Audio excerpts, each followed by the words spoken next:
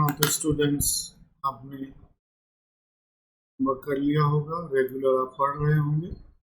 अब हम तीसरी और आखिरी पद्धति पर चलते हैं, स्पीयरमैन के क्रमांक सहसंबंध की पद्धति। और उस पद्धति की खास बात यह है कि वो कार्ल पियर्सन जितना कठिन नहीं है और ये है स्पीयरमैन की क्रमांक सहसंबंध की पद्धति। आज इस पद्धति को बाद में समझाऊंगा, अभी सिर्फ इसका सूत्र समझते हैं। तो ये रहा इसका सूत्र, ये सूत्र। अब सूत्र बोलने का तरीका समझेंगे। 1 माइनस 6 सिग्मा डी स्क्वायर बटे में n स्क्वायर माइनस 1। इसका सूत्र भयानक ढंग से बच्चे अलग अलग प्रकार से गलत लिखते हैं। इसके अंदर हमें दो चीजें चाहिए, गौर से देखिए, n और सिग्मा डी स्क्वायर। n तो आप जानते ही हो। अब बच गया sigma D square. Sigma D square कैसे मिलता है? सिग्मा डी स्क्वायर मिलता है वो मैं आपको नीचे बताता हूँ। आप आइए, ये रहा डी का सूत्र, R X minus R Y. R X क्या होता है? एक्स का क्रम। आर वाई क्या होता है? वाई का क्रम। ये देखो ऊपर क्वेश्चन में ये दे रखा है, ये जो दे रखा है एक्स, ये आर एक्स है और ये आर वाई है। तो आर एक्स डी का सूत्र क्या हुआ? इसमें से इसको घटाना, अगला कॉलम क्या बनाने का? डी स्क्वायर, और फिर इसको जोड़ लेने का। इस तरह से अब हम देख रहे हैं उदाहरण 16। बताइए इसमें n कैसे मिलेगा? गिन लो, कितने? 7। इसको क्या बोलेंगे? R X. इसको क्या बोलेंगे? R Y. अब ये रहा 3 कॉलम जो क्वेश्चन में दिए थे।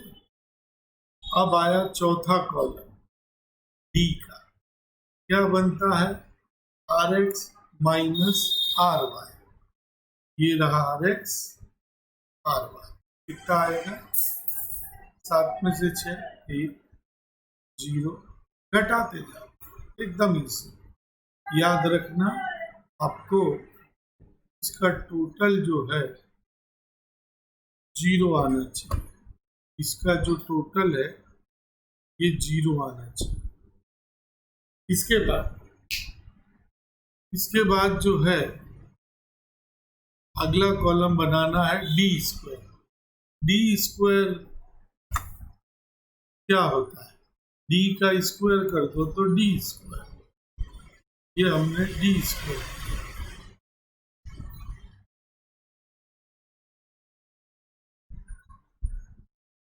अब नीचे आइए,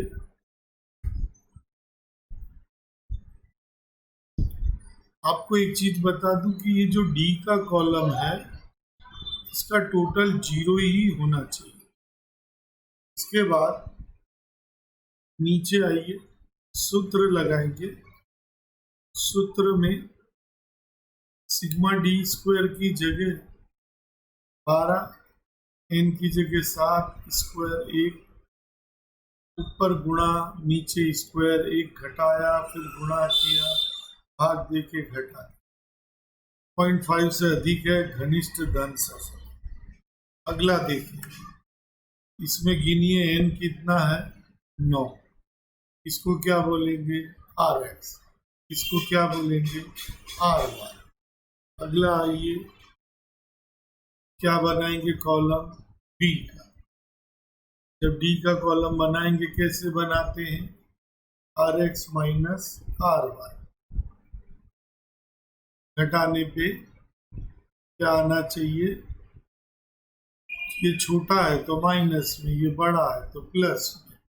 टोटल कितना आना चाहिए 0, फिर इसका स्क्वायर आइए नीचे, फिर सूत्र में कीमत कैसे रखते हैं वो देखिए, गुणा कर दिया, स्क्वायर किया, घटाया, गुणा किया, भाग दिया, माइनस में आया, शून्य के नजदीक है, अंश का ऋण सहसा। अगला देखिए, n बोलिए कितना होगा, n होगा 5, इसको बोलेंगे Rx, इसको बोलेंगे R1। एक कॉलम बनाया, कैसे बनता जानते हो, टोटल क्या आना चाहिए 0, ए स्क्वायर, नीचे आइए, सूत्र लगाया, दो कीमतें, गुणा, स्क्वायर, 1 घटाया, 5 से गुणा, भाग दिया, और लिखेंगे संपूर्ण ऋण सहसंबंध। आखिरी उदाहरण, ये जो उदाहरण है ये अजीब सा उदाहरण है, ये उदाहरण आपने नहीं समझा, अभी आपको एकदम इजी लगेगा, 2 महीने बाद आप इसमें तकलीफ में आ जाओ। कैसे, यहाँ पे क्या होता था, ऊपर के प्रश्न में ये देखो, ABCD और क्रम 1 और क्रम 2 दिया होता। अब यहाँ देखिए अजीब बात है, क्रम अलग दिया है और निर्णायकों ने, जो निर्णायक है, निर्णायकों के 5 नाम है ABCD। अब इसमें आपको कैसे करना वो ध्यान से सुनो, ये जो A है ये इसको कौन सा नंबर दे रहा है 2, और ये C को ये कौन सा दे रहा है 4। देखो पीछे ये देखो, ये 2 दे रहा, 4 दे रहा, इसने बदल कैसे दिया वो फिर से देखो, क्या किए, ये जो कॉलम बनाया इसके बजाय अब वो नीचे क्या लिख रहा है ABCDE, ऐसे लिखने का, लिखने के बाद अब A के सामने एक में 2 और एक में 4, B के सामने एक में 1 और दूसरे में, पहले में 3 और दूसरे में 1, C के सामने पहले में 1 और दूसरे में 2। नहीं समझ में आया, देखो पहले में 1, तो जो प्रश्न का क्रम है यानी ABCDE लिख दो, और जिसने जिसने जो दिया लिख के ये प्रश्न बदल के और फिर इसको हल किया, इस तरह से है। अब हम प्रश्न देखेंगे, प्रश्न में आइए 2.3 का पहला, यहाँ पे प्रश्न में जो कंपनी है उसमें लिखा है A B C D E और F, यहाँ पे है RX 5 2 1 4, 5 2 1 4 3 6, फिर है RY 6 4 3 2 1 5। अब आपको बनाना है D, याद है ना, RX RY -1 -2 -2, टोटल 0 आना चाहिए, याद रखनी, बाजू वाले को देखने की जरूरत नहीं, अगर 0 आए समझो यहां तक सही है। अगला कॉलम,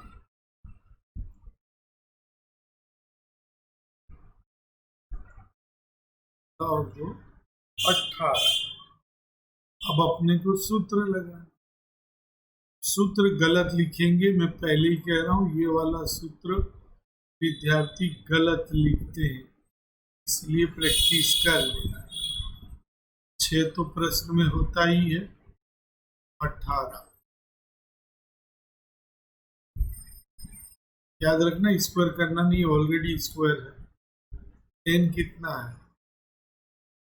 6, 6 का स्क्वायर 1, 1,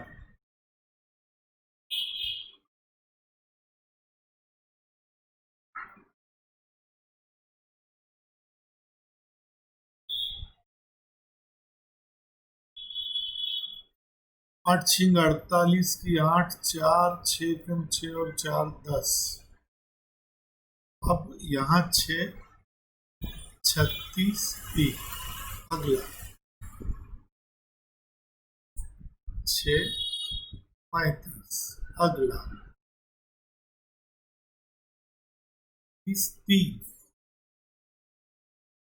210। फिर आप भाग दे दो, 1 माइनस 0.51 अंशतः धन सहसंबंध। ये हमने देखा एक सिंपल सवाल जो हमने सीखे थे, और अब हम आगे बढ़ते आज एक और सवाल देखेंगे, और उसके लिए आप लोग निकालिए एफ का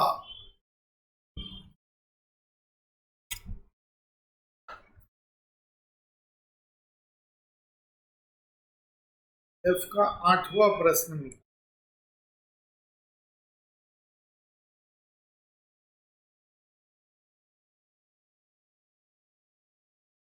अब देखिए, मैं इसको पूरे प्रश्न को लिखता हूं जिससे आपको समझ में आए।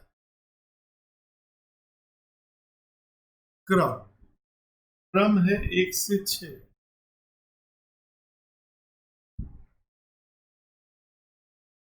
फिर पहला निर्णायक प्रथम गुरु द्वारा जो दिया गया, DFA, DFACDE।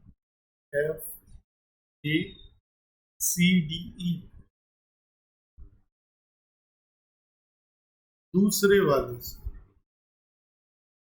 FACBED।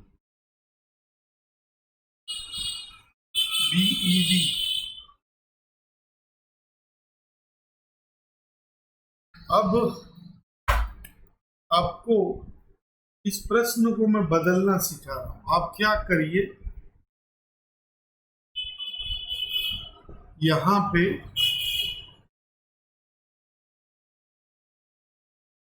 उनको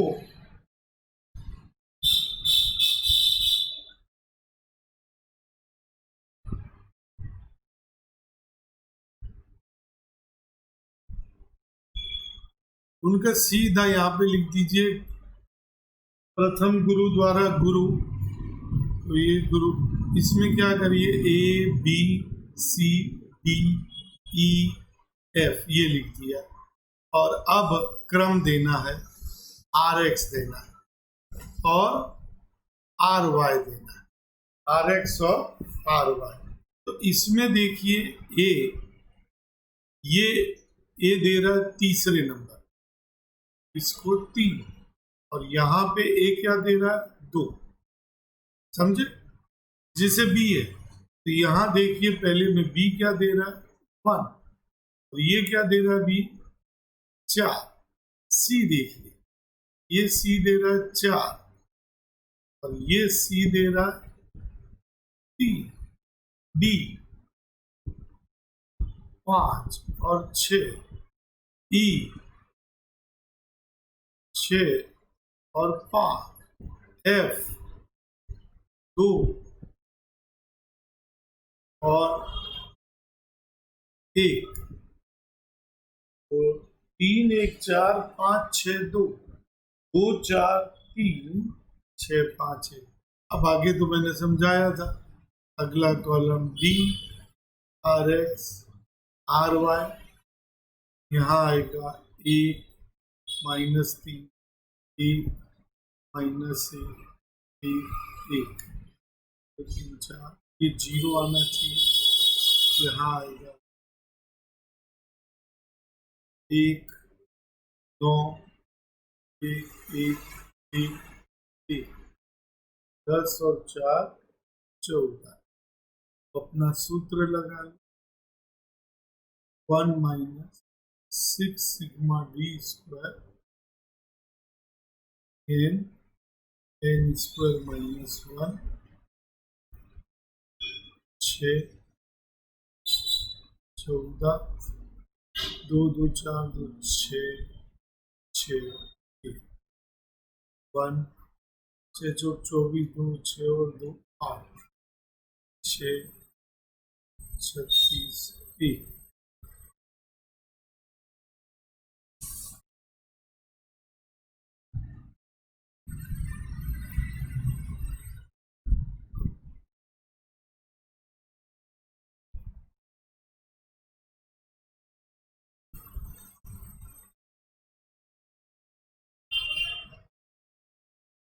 और ये अंशतः धन से थोड़ा सा ज़्यादा संबंध आया है।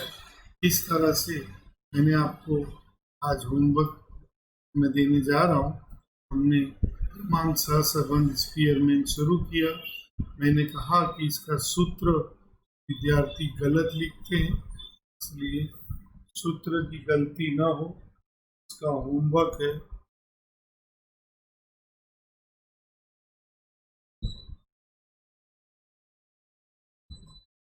चारों उदाहरण मन से करना आप लोग।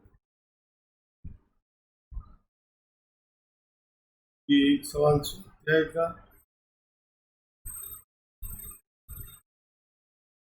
और ये एक सवाल और स्वाध्याय का। इतना होमवर्क अब करके रखिएगा। और ये चैप्टर अब खत्म होने की कगार पे है। एक सूत्र और बाकी रह गया है, आगे आएगा, तो आप लोग ध्यान रखिए और रेगुलर होमवर्क करते जाइए, सूत्र गिनते जाइए। धन्यवाद।